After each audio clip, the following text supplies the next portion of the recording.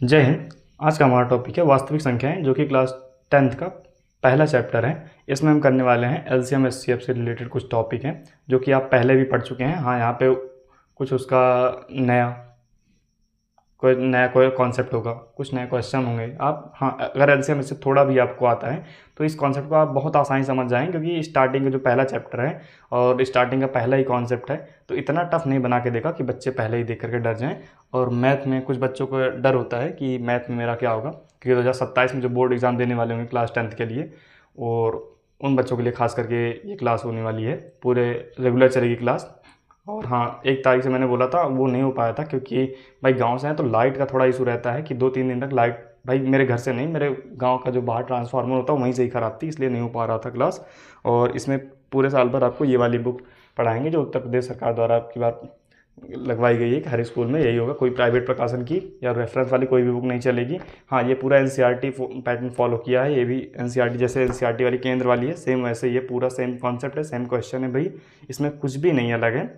तो इस बुक को मार्केट में जाएंगे तो आपको 67 रुपये इसका मूल्य है, और बहुत ज़्यादा महंगी भी नहीं है, सब अफोर्ड कर सकते हैं आराम से।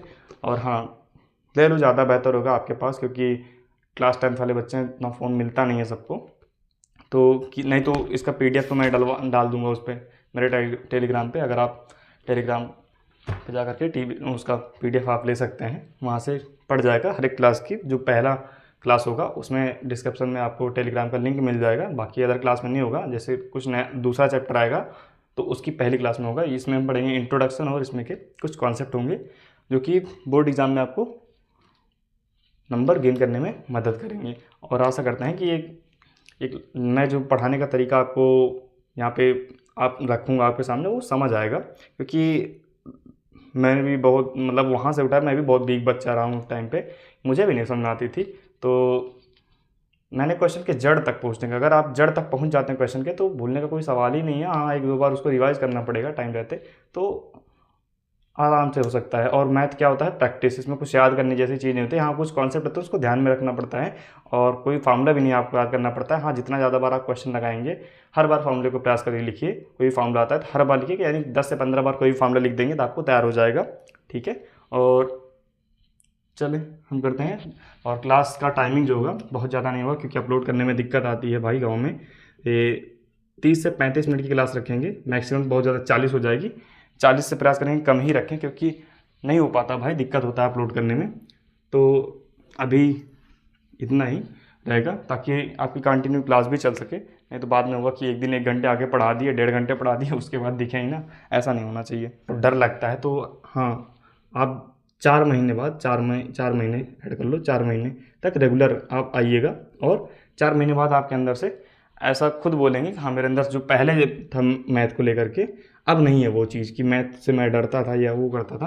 मैं प्रयास करूँगा पूरा इसमें हर एक चीज़, जो चीज़ें आप 9th में नहीं सीखी हैं, पहले कभी नहीं सीखी हैं, 8-9 में जो चीज़ छूटी हैं, उसको भी कवर करेंगे, आपको लेकर के यहाँ पे चलेंगे। इसलिए पहले से स्टार्ट किए, ताकि टाइम से स्टार्ट हुआ। एक हिसाब से 1 अप्रैल से स्टार्ट होना था, नहीं हो पाया, आपको कारण बता ही दिए। अगर हाँ, आपको संख्याओं से, अगर आप संख्याओं में इंटरेस्टेड है, संख्या के बारे में जानना चाहते हैं, मैंने 2 क्लास करवाई हैं चैनल पे जाकर के, प्लेलिस्ट भी है उसका बाकायदा, जाएंगे तो उस पर देख सकते हैं, वहाँ पे संख्याओं के बारे में है।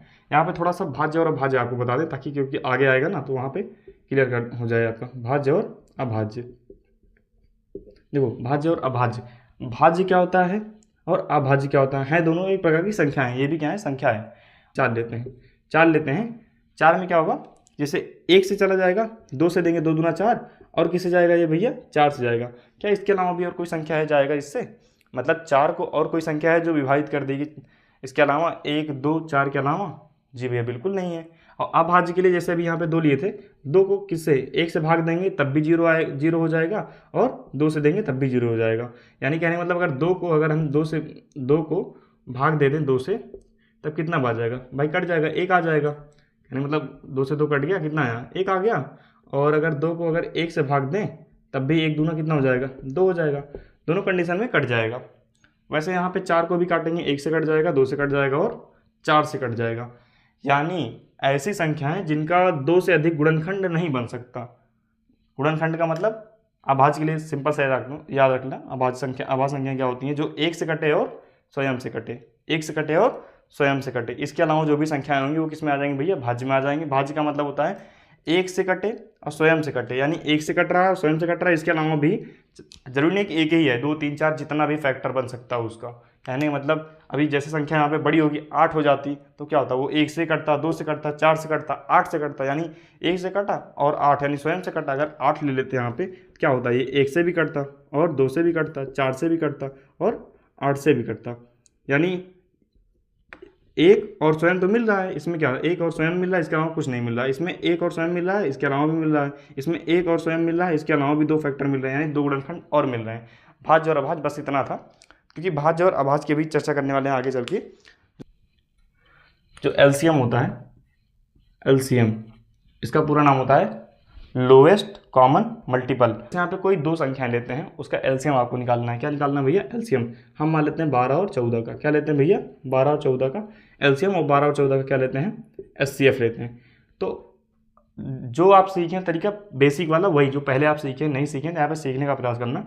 एलसीएम में क्या करते हैं, इन दोनों का एक ही साथ में हम क्या करते हैं, गुणनखंड विधि से निकालते हैं। देखो 12 और 14 का, अब यहाँ पे तरीका क्या है, इसको ध्यान देना कि जो संख्या लेंगे सबसे पहले हम क्या करेंगे, छोटी से छोटी संख्या लेंगे, और जब तक कटेगा कोई भी, दोनों में से कोई भी एक कटता रहेगा तब तक छोटी से छोटी संख्या से ही काटेंगे, बड़ी संख्या पे नहीं जाएंगे। तो 2 से सबसे पहले ट्राई करना कि 2 से ही कटे, अगर 2 से ना कट रहा हो तभी आगे बढ़ना। देखो 2 से काटेंगे, 2 छंग 12 और 2 सत्ते 14 हो गया, ठीक भैया हो गया। अभी क्या 2 से इन दोनों में से कटेगा, हाँ ये 6 कट रहा है लेकिन 7 नहीं कट, जो नहीं कटेगा उसको वैसे ही उतार देंगे और जो कट जाएगा उसको काट देंगे। 2 से काटेंगे यानी 2 से भाग देंगे, 6 में कितना बार जाएगा, 2 3 6 यानी 3 बार में कट गया, और 2 से 7 में नहीं जाएगा, 7 को ऐसे उतारेंगे, ठीक। अभी क्या हमने कहा कि 2 के बाद एक सीक्वेंस चलना है कि 2 से बड़ी संख्या जो आएगी, 2 के बाद 7 भी आ सकता, 3 भी आ सकता, तो छोटी वाली को पहले, छोटी वाली को ज़्यादा प्राथमिकता देंगे, यानी 3 से ही काटेंगे ताकि हमारा गलत ना हो, रूल यही कहता है। तो 3 एक कम में 3, 7 नहीं कटा, 7 को ऐसे रख लिए। अब क्या करेंगे, यानी तब तक काटना जब तक लास्ट में 1 ना हो, यानी 7 से यहाँ पे 1 तो कट ही जाएगा, और भाई 1 तो कट ही गया, और उसके बाद 7 एक कम में 7 हुआ। अब यानी कितना आ रहा है, जो यहाँ पे ये संख्याएं आ रही हैं, ये संख्याएं क्या होंगी, क्यों कहा गया इसको अभाज्य गुणनखंड विधि, क्या कहा गया भैया इसको, अभाज्य गुणनखंड विधि। क्या है भैया, अभाज्य गुणनखंड विधि, गुणनखंड विधि, प्राइम फैक्टराइजेशन मेथड। देखो भैया अभाज्य गुणनखंड विधि, तो अभाज्य इसीलिए हमने आपको चर्चा किया था अभी कि जहाँ पे जो संख्याएं, जितनी भी संख्याएं आएंगी वो ऐसी संख्याएं आएंगी, अभाज्य संख्याएं आएंगी कि जिनका 2 से अधिक गुणनखंड बन ही नहीं सकता। गुणनखंड 2 से अधिक का मतलब 1 से कटेंगे या तो स्वयं से कटेंगे, बस इतना ही था अभाज्य का मतलब, जो वहाँ पे था वही चीज़ यहाँ पे, इसलिए पहले उसको डिस्कस कर दिए थे। देखो 12 और 14 का अगर देखा जाए तो ये जो संख्याएं आ रही हैं इधर, इन्हीं का आपस में गुणा करवा लिया जाए, यानी 2 × 2 × 3 × 7, तो हमारा जो मिलेगा क्या मिलेगा, एलसीएम मिलेगा। 2 दूना 4, 4 3 12, 12 सत्ते क्या मिल गया भैया आपका 84 मिल गया। क्या मिल गया आपका 84 मिल गया। और यहीं पे अगर एचसीएफ निकालना है इसका, क्या करेंगे हम, अलग अलग करेंगे इसका गुणनखंड। सबसे पहले 12 का करेंगे, 2 छंग क्या हो गया भैया, 2 छंग 12, 2 3 6, वहाँ पे 1 में किए थे, ध्यान देना। एलसीएम में क्या करेंगे, 1 में ही करेंगे, और एचसीएफ में अलग अलग गुणनखंड करेंगे। 3 एक कम में 3। अगर यहीं पे 14 का करना है क्या हो जाएगा, 2 सत्ते 14 और 7 एक कम में 7। अब ध्यान देना वहाँ पे तो एक ही लाइन में सारा गुणनखंड होता है, यहाँ पे दोनों का अलग अलग। देखो 12 का क्या आया, 2 × 2 × 3, और इसमें 14 का क्या आया, 2 × 7।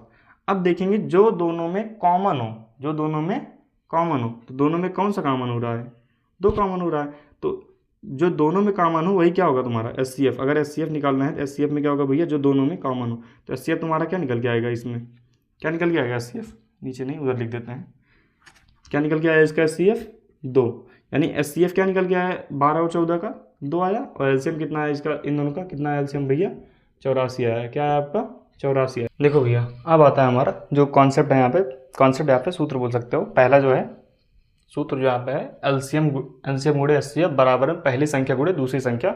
इस पर बेस्ड आपको क्वेश्चन मिलते हैं, आपके जो एमआर पे क्वेश्चन होते हैं 20 क्वेश्चन होते हैं उसमें मिलेंगे आपको इस टाइप के क्वेश्चन, और ये 100% है आपको पूछा जाएगा, क्योंकि पहले चैप्टर में कुछ खास है ही नहीं, यही एलसीएम एचसीएफ, इसी से रिलेटेड पूछेगा आपको। तो एलसीएम गुणे एचसीएफ बराबर पहली संख्या गुणे दूसरी संख्या। अब इसको ध्यान देना है, यहाँ पे जो पहली संख्या और दूसरी संख्या होगी ये क्या होगी, आपकी धनात्मक पूर्णांक होगी। क्या होगी भैया, आपकी धनात्मक पूर्णांक होगी। क्या होगी यहाँ पे, पहली संख्या जो होगी और दूसरी संख्या क्या होगी, यहाँ पे बाकायदा लिखा है, इसको हम ए से रिप्रेजेंट करते हैं और इसको बी से दिखाते हैं। आप यम कुछ भी मान सकते हैं, जरूरी नहीं ए बी ही लो, क्योंकि यहाँ पे ए बी उस सूत्र में जो होता है वो एक प्रकार की क्या होती हैं, चर राशियाँ होती हैं, उनका मान परिवर्तन होता रहता है, जो ए बी या फिर सी डी जो भी यूज होता है, चाहे आप सरसमी का उठाएंगे चाहे कहीं भी कोई भी फॉर्मूला उठाएंगे वहाँ पे, यहाँ पे जरूरी नहीं ए बी दे या मियन, आपको जो अच्छा लगे आप ए मियन दे सकते हैं, एक्स वाई दे सकते हैं, कुछ भी दे सकते हैं, यानी एलसीएम गुणे एचसीएफ बराबर क्या एक्स इंटू वाई भी दे सकते हैं संख्या। यानी अब इतना ध्यान रखना कि ए और बी क्या है, तुम्हारा धनात्मक पूर्णांक है। धनात्मक पूर्णांक क्या होता है, जो आपकी संख्याएं प्लस में होती हैं। प्लस का मतलब आपकी जो नेचुरल नंबर होगा यानी प्राकृतिक संख्याएं होंगी वो भी होगा, और पूर्ण संख्याएं होंगी वो भी होंगी, और जो सम संख्याएं होंगी विषम संख्याएं होंगी, सारी किस में होती हैं आपकी, भाई प्लस में ही तो होती है ना। और पूर्णांक के बारे में आपको पढ़ना है तो आपको मैं फिर से बता दे रहा हूँ, आप जा करके मेरी जो 2 क्लास है नंबर सिस्टम वाली, क्लासिफिकेशन ऑफ नंबर है, वहाँ पे जाके देख लेना उसको। उसमें सारी संख्याओं के बारे में मैंने चर्चा किया है और सारी संख्याएं अच्छे से आई हैं, वहाँ पे आ जाएंगे, आपको क्लियर हो जाएगा। देखो एग्जाम्पल नंबर 3 पे देखो, कर तो रहे हैं सवाल ही, हम चाहे अपने आप से डिजिट लें, बेहतर है आपको एग्जाम्पल वाला ही करवा देते हैं, तो आपका एग्जाम्पल भी सॉल्व हो जाएगा। यानी एक तीर से दो निशाना, कॉन्सेप्ट भी सीखेंगे और एग्जाम्पल भी सीखेंगे। तो चाहे ये वाला याद कर सकते हैं चाहे ये वाला, भाई याद करने वाला जैसा चीज़ मैंने पहले बताया था कब होगा, जब इस टाइप के क्वेश्चन करेंगे। हाँ आप अगर आपको लगता है कि आपको बुक चाहिए तो कोई हाँ रेफरेंस के लिए ले सकते हैं, या फिर बेहतर होगा आपके लिए कि कोई पुराना आपके पास अंसाल मिल जाए किसी से आपके आसपास में है कहीं, तो वो ले लीजिए प्रैक्टिस के लिए, ताकि आपका कॉन्सेप्ट एकदम मजबूत हो, पकड़ आपकी होनी चाहिए उस पर, कॉन्सेप्ट पे आपकी। ठीक है, कैसे होगा, जितना ज़्यादा क्वेश्चन मारोगे इस पर, यानी करोगे कम से कम इस कॉन्सेप्ट पे आप 30-40 क्वेश्चन तो लगाओ ही। 30-40 क्वेश्चन लगा लेते हैं तो आपके दिमाग में हमेशा के लिए बैठ जाएगा, वो नहीं निकलेगा, आपकी अगली पीढ़ी तक भी काम देगा वो। देखो 96 और 404 का हम एक तरीका यहाँ पे क्या निकालना है, इसका एलसीएम और एचसीएफ, एलसीएम निकालना है और क्या निकालना है भैया, एचसीएफ, एलसीएम और एचसीएफ पूछ रहा है इसमें, एचसीएफ निकालना है। देखो इसको मान लेते हैं हम पहली संख्या, इसको मान लेते हैं हम दूसरी संख्या।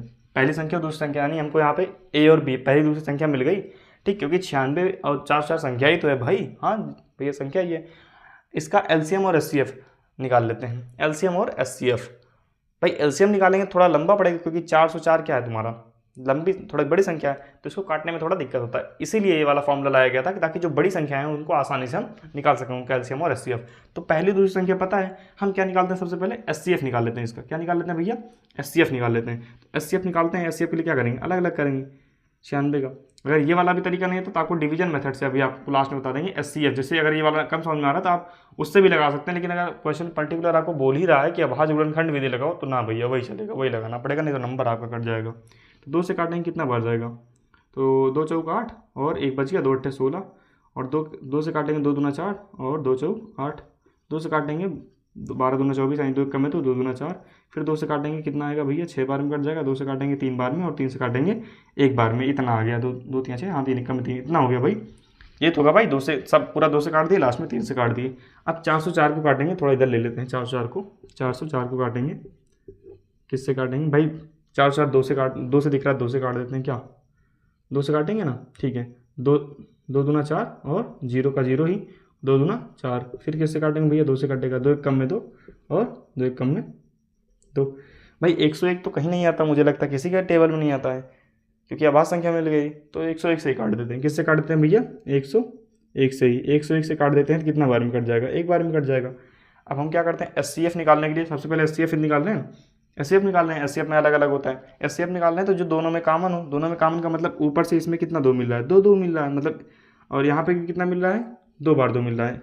बाकी नीचे वाली संख्या छोड़ देंगे, क्यों, क्योंकि उसमें कॉमन कुछ भी नहीं मिला, यानी उभयनिष्ठ जो दोनों में आ रहा हो, ठीक है, उभयनिष्ठ, कॉमन को हिंदी में बोलते हैं उभयनिष्ठ। तो यहाँ पे क्या होगा, 2 गुणे 2, भाई कहने का मतलब 2 इसमें का 2 इसमें का मिला के कितना, 4 बार 2 आया तो उसका आधा, हमेशा उसका आधा लेंगे, ठीक है, क्या लेंगे, हमेशा उसका आधा लेंगे। 2 दूना 4, एचसीएफ कितना निकल गया है भैया आपका, एचसीएफ कितना निकल गया है आपका, 4 आया, एचसीएफ कितना निकल गया है आपका 4। तो इसी वाले फॉर्मूले पे रखते हैं, यहाँ पे सॉल्व कर लेते हैं, ऊपर नीचे थोड़ा कम जगह है। देखो एलसीएम निकालना हमको, क्योंकि एचसीएफ तो निकाल ही लिए, एचसीएफ कितना है 4 है, एलसीएम चाहिए, तो एलसीएम गुणे एचसीएफ, एचसीएफ की जगह 4 रख सकते हैं, जी भैया बिल्कुल रख सकते हैं। और इधर पहली संख्या यानी ए की जगह 96 और बी की जगह क्या रखेंगे, 404, क्या रखेंगे भैया 404। अब देखो 4 इसमें 4 इधर किस में है, गुणे में, उधर जाकर क्या हो जाएगा, भाग में हो जाएगा। एलसीएम जो चीज़ इधर गुणे में होता है बराबर के उधर जाएगा, किस में हो जाएगा, भाग में हो जाएगा। तो 96 गुणे 404 बटे में 4, ठीक भैया। 4 से काटते हैं, क्योंकि 4 से दोनों कट जाएगा तो हम 96 को ही काटना पसंद करेंगे ताकि आसान हो जाए थोड़ा गुड़ा। तो 4 एक कम में 4 और 4 दूनी 8, 4 दूनी 8 हो गया, लेकिन एक बचा अभी ना, क्योंकि 4 दूनी 8 हुआ, एक बचा 16 हो गया। और 4 से काटेंगे, 4 4 चौक 16, यानी क्या हो गया आपका 24 गुणे 404। 24 गुणे 404 करते हैं, क्योंकि 24 का पहाड़ा आता है डायरेक्ट कर लोगे, नहीं तो करते हैं 404 और 24 का गुणा करवा लेते हैं। 4 चौक 16 और 0 भाई 4 0 0 वही हासिल लिखा जाएगा, 4 चौक 16, 4 चौक 16 हो गया, ठीक है। और 2 चौक 8, फिर 0 2 चौक 8, कितना आ रहा है एलसीएम भैया इसका 6, जोड़ेंगे भाई 6 0 6 और 8 1 9, इधर 6 8 1 9, 96 96, क्या आ रहा है भैया इसका, क्या आ रहा है इसका 96 96, ये एग्जाम्पल नंबर 3 है भाई साहब। 96 96 क्या आ रहा है इसका 96, सॉरी 96 और 96 इसका जो आ रहा है एलसीएम आ रहा है, ठीक है भैया। एलसीएम ये आ रहा है और एचसीएफ क्या आ रहा है इसका, एचसीएफ आ रहा था आपका 4, एचसीएफ बराबर कितना आया था 4, इसको आप एचसीएफ बोल सकते हैं यहाँ पे, क्योंकि दोनों निकालना था, एक बार चेक कर लेते हैं यहाँ पे। हाँ, एलसीएम कितना आया है 96 96 और एचसीएफ कितना है आपका 4 आ रहा है। तो आपको एक क्वेश्चन दे दें भैया इसमें का, एक क्वेश्चन दे दें।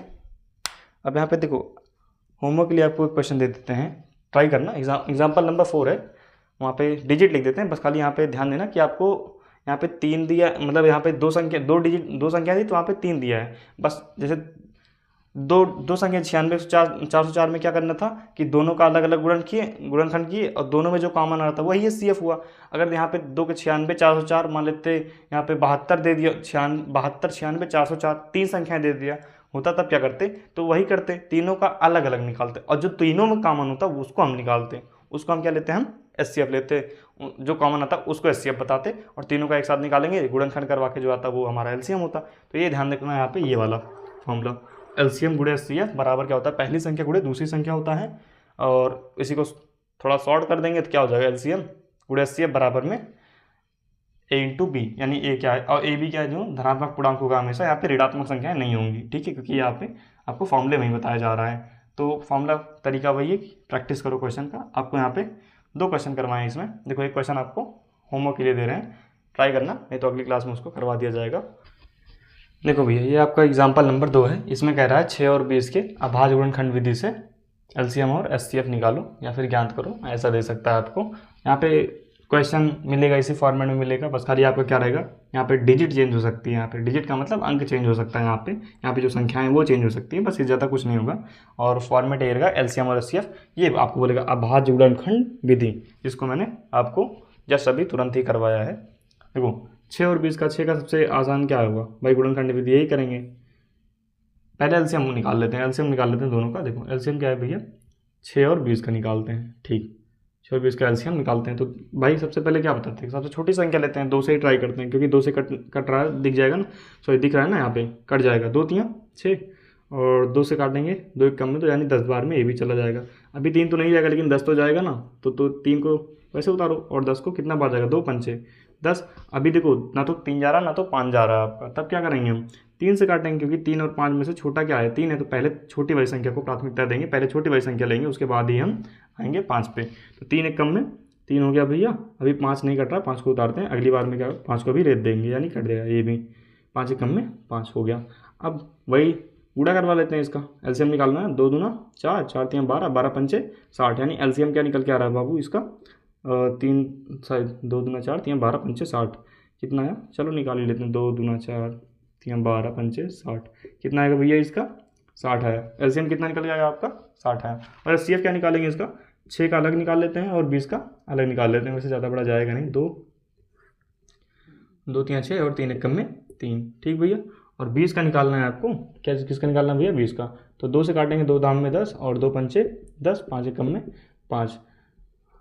हाईएस्ट कॉमन फैक्टर यहाँ पे क्या करेंगे हम, जो दोनों में कॉमन होगा, एचसीएफ यानी हाईएस्ट कॉमन फैक्टर, तो जो दोनों में कॉमन होगा तो करते हैं यहाँ पे 2 गुणे 3 है इसका, और इसमें क्या जो गुणनखंड बना, भाज्य गुणनखंड क्या बना, 2 गुणे 2 गुणे 5, भाई इसके लिए 6 के लिए ये बना था और इसके लिए जो दोनों में कॉमन था, भाई केवल क्या कॉमन है, 2 ही कॉमन है, यानी एचसीएफ क्या निकल के आएगा, एचसीएफ क्या निकल के आएगा, इन दोनों का 2 आएगा, क्या आएगा भैया एचसीएफ 2 आएगा, एचसीएफ क्या निकल के आएगा 2 आएगा, यही आपका फाइनल आंसर होगा, यानी एलसीएम 60 आया और एचसीएफ कितना आया 2 आया, एलसीएम 60 और एचसीएफ कितना है आपका 2 आया, यही आंसर होगा। है नहीं इजी, वो ज़्यादा टफ नहीं पूछना, बता तो रहे हैं। एग्जाम्पल नंबर 4 आपका यही है। एग्जाम्पल नंबर 4 आपका है 6, 72 और 120 का अभाज्य गुणनखंड विधि द्वारा एचसीएफ और एलसीएम। अब यहाँ पे वो आपका फॉर्मूला नहीं लगेगा, एलसीएम गुणे एचसीएफ और बराबर में पहली संख्या गुणे दूसरी संख्या, वो वाला फॉर्मूला यहाँ पे नहीं, क्योंकि यहाँ पे क्या कह रहा है, अभाज्य गुणनखंड विधि द्वारा निकालना है। और इसका आंसर आपको बता दिए, एचसीएफ 6 आएगा, एलसीएम 4 आएगा। ठीक है, इसका आंसर आप इसको करके जरूर कमेंट करना। वैसे तो आंसर बता दिए हैं, और ताकि आपको एक क्लैरिटी मिले, हाँ सही आया कि नहीं आया। अगर नहीं आता है तो आप बोलेंगे तो हम करवा देंगे इसको अगली क्लास में। यहाँ पे देखो, और इसका जो पहली प्रश्नावली है एक्सरसाइज जो है, इसमें 1.1 जो एक्सरसाइज है, इसमें जो पहला ही क्वेश्चन है उसमें कह रहा है कि 40 है कि 140 है। भाई 140 का कह रहा है गुणनखंड करो, क्या करना है इसको, जो पहला क्वेश्चन है 140 है, फिर दूसरा क्या है इसमें 156 है, और तीसरा क्या है भैया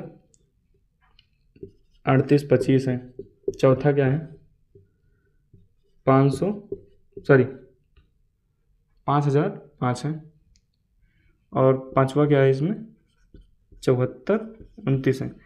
इसमें कह रहा है कि गुणनखंडों के गुणनफल के रूप में व्यक्त कीजिए, अभाज्य गुणनखंडों के गुणनफल के रूप में व्यक्त कीजिए। यानी जो पहला क्वेश्चन है एक्सरसाइज 1.1 का, उसमें कह रहा है कि ये जो है यहाँ पे संख्याएं दी हैं, यहाँ पे इनको अभाज्य गुणनखंडों के गुणनफल के रूप में व्यक्त कीजिए। देखो सही कब होगा अभी बता रहे हैं। देखो अभाज्य गुणनखंड मतलब जैसे एचसीएफ के लिए करते थे ना, यहाँ पे वैसे भी अलग अलग संख्याएं दी हैं, तो सबका अलग अलग निकालना पड़ेगा। तो 140 का निकालेंगे अलग से, 140 का निकालते हैं, वैसे 156 का, वैसे ही सबका वही तरीका है। देखो 140 का क्या होगा, जैसे 2 से काटेंगे 2 सत्ते 14, 0 में 0 बाहर ही जाएगा, फिर 2 से काटेंगे तो 2 तियाँ 6, अभी एक बचेगा ना, क्योंकि ज़्यादा बार तो ले नहीं जा सकते क्योंकि वो गलत हो जाएगा। 2 तियाँ 6, अभी एक बचा, क्या हो गया भैया इसका, ये 10 हो गया, 2 पंचे 10, अभी क्या ये 2 से जाएगा, नहीं जाएगा, 3 से नहीं, 4 से नहीं, 5 से ट्राई करते हैं क्योंकि 5 की पहाड़ी में आ जाएगा, 5 सत्ते 35। अब इसके बाद क्या आएगा 7। ये ध्यान देना, आपका सीक्वेंस यहाँ पे ये बनना चाहिए। सीक्वेंस का मतलब एक अनुक्रम बनना चाहिए कि छोटी संख्या फिर उससे बड़ी, फिर उससे बड़ी, ऐसे ही जाना चाहिए। ऐसा नहीं कि 7 पहले आ जाए, क्योंकि 35 तो 7 से भी कट रहा था, वो आपका गलत हो जाता है। यहाँ पे गलत रूल के हिसाब से गलत होता, आंसर फिर भी वही आता। अब देखो यहाँ पे जो गुणनखंड किए, यहाँ पे जो अभाज्य गुणनखंड जो संख्याएं आ रही हैं यहाँ पे, इनका आपस में गुणा करवाएंगे तो हमेशा 140 से मिलेगा। कब, जब आपका सही गुणनखंड किए रहेंगे तब। वो आपका जब 7 को ऊपर करते 5 को बाद में करते तब भी आ जाता भैया, बोलते यही तो बोलते भाई कि गुणा में कोई फर्क पड़ता नहीं है यहाँ पे। तो लेकिन यहाँ पे ध्यान देना, क्योंकि अगर आपकी हैबिट यही बनी रहेगी तो आप एलसीएम में गलती कर देंगे, एचसीएफ में गलती कर देंगे, तो वो आपके लिए, अगर हर जगह वही चीज़ करेंगे तो आपकी गलती होने का कोई चांस ही नहीं है। तो क्या हो जाएगा, 2 दूना 4, 4 पंचे 20, 20 सत्ते क्या हो गया 140। तो हमारा ये आ रहा है ना, जो बगल में यहाँ पे संख्या आ रही है, इनका गुणनखंड करने पर क्या आना चाहिए, 140 आना चाहिए।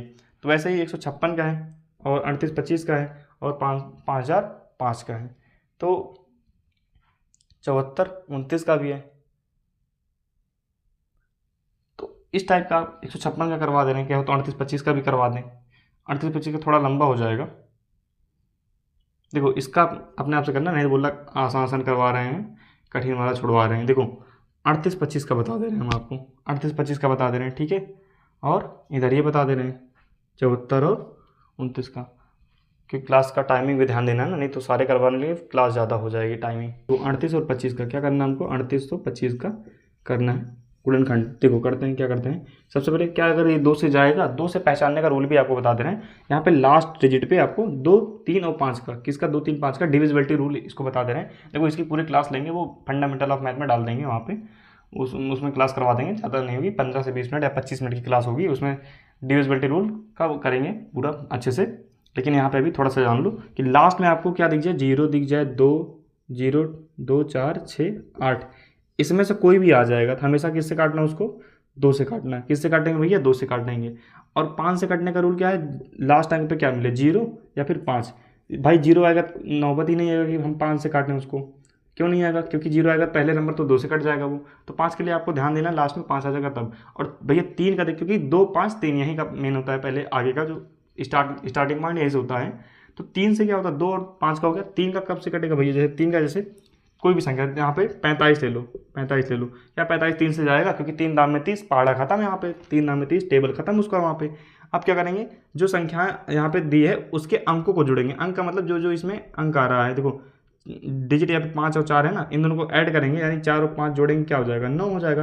तो अंकों का योग अगर 3 से कटता है, अंकों का योग यानी 9 आया, ये इसको 3 से काट देंगे, 3 3 के 9, ये कट जाएगा ना 3 से, तब क्या होगा ये 45 भी 3 से कटेगा। देखो 3 से 45 को 3 से काट के दिखाएं, कटेगा क्यों? क्योंकि इसके अंकों का योग कटेगा किससे? 3 से। सम ऑफ डिजिट अगर डिवाइड हो जाता है 3 से, तब क्या हो जाएगा, ये भी संख्या क्या हो जाएगी, डिवाइड हो जाएगी 3 से। 3 से काटेंगे, 3 एकम में 3 और 1 बच गया, क्या हो गया 15 हो गया, 3 5 15, यानी 3 से कट गया। कटने का रूल, 3 का कटने का रूल है क्या है, अंकों का योग, और इसमें क्या है लास्ट अंक पे यानी इकाई अंक पे क्या होना चाहिए 0 2 4 6 8 होना चाहिए। 2 से कटने के लिए, 5 से कटने के लिए क्या होना चाहिए लास्ट अंक यानी इकाई अंक पे 0 और 5 होना चाहिए।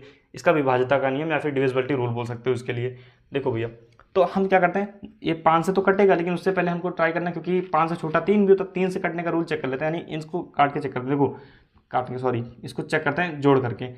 3 8 3 क्या हो जाएगा 11, 11 2 क्या हो जाएगा 13, 13 5 क्या हो जाएगा 18, क्योंकि देखो, या फिर वैसे जोड़ लो, 5 2 7 और 7 में 8 जोड़ेंगे 8 7 15, 15 और 15 में 3 जोड़ेंगे 18, 18 3 के पहाड़े में आता है कि नहीं, क्योंकि 18 जो है 3 के पहाड़े में आता है, 3 संग 18 कट जाएगा। हम 3 से काटेंगे, किसको काटेंगे भैया, इसको 3 से काटेंगे।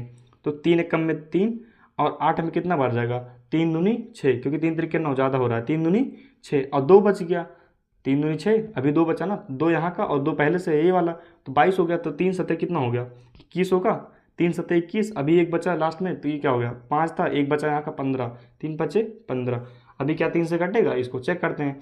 अब ये नहीं कि 12 जोड़ेंगे इसको, नहीं, 1 2 1 क्या हो गया 3, क्योंकि अंकों को जोड़ना है ना कि संख्या को जोड़ना है। 2 1 3, 3 7 10, 10 5 15, अभी भी 3 से कटेगा, तो 3 4 12 और 7 में कितना बच जाएगा 3 दूनी 6 और 1 बच गया, क्या हो गया 15 हो गया, 3 5 15, 425, क्या अभी भी 3 से जाएगा, चेक करते हैं।